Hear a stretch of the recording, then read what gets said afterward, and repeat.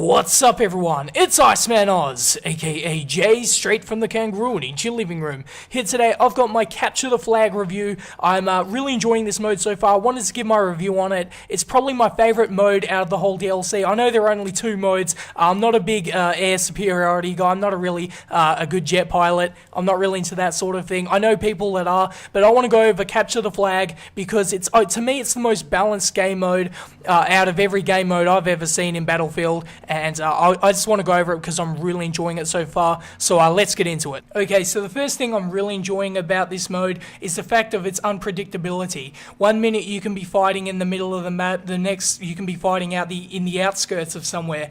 It depends where the flag falls. If you kill the flag carrier, you'll be in a fight for that flag, and it's unlike any game mode because normally in Battlefield you have your set positions. In Conquest you have your A, B, C, and on PC you've obviously got the 5, and with Rush you've got your MCOMs, which are all set MCOMs. What I like about Capture the Flag is the bases change. Even though you've got your two main bases, it sort of changes because you have to go from one location to the other, and if you intercept them, then there's an automatic fight for that flag, and that flag can be anywhere on the map. That's what I really enjoy. It's very really unpredictable, and that's one thing I really like about it. The next is the vehicles. I really enjoy the vehicles overall because I feel like they've got it pretty much balanced almost to a T. Every vehicle has a role to play. You've got your tanks, which are obviously heavy armor. They can take a lot of damage, give a lot of damage, and they can just be great in that way, but they're very slow. If you want to get from one place to the other, and in general these maps seem to have like a long distance between each other, and you have to go from one location to the other. If you're using a tank, for the majority of the time you're going to be defending your own base. That's what I feel like they're used for.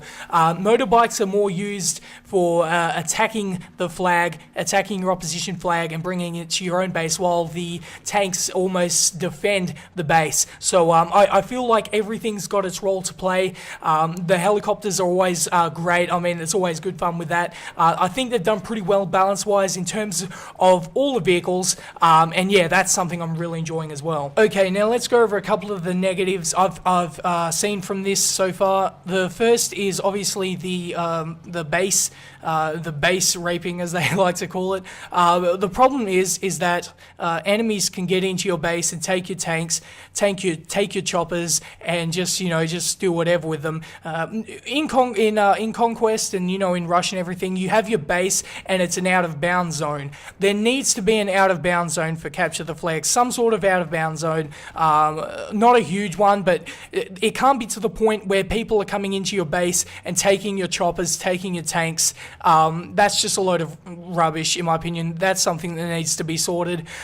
So yeah, that's the first thing I have somewhat of an issue with. And the second isn't really an issue with how they've designed it. It's more of an issue with the players, and I'll go over that just quickly. It seems to be almost a very campy sort of mode. It's like when they've got the flag and when they've got the ascendancy, they'll just camp in their own base. They'll set up mines and C4 at the flag, and it's just, unless you have good squad mates, you are not going to get past there. So if you're going to do Capture the Flag, make sure you've got a good squad with you to clear them out, because if you don't have a good squad to clear them out, you're going to be in trouble. So in conclusion, I'm really enjoying this new mode. There are a couple of things they need to tweak, but overall I'm having a lot of fun with it, and from what I've heard from everybody, everyone else is having a lot of fun.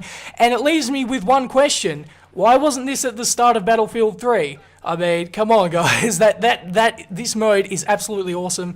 Just a few tweaks like I said, but it is really a great mode, and yeah, it's a lot of fun. So we're coming to the end of this video now, so if you enjoyed this video, please like, subscribe, and peace.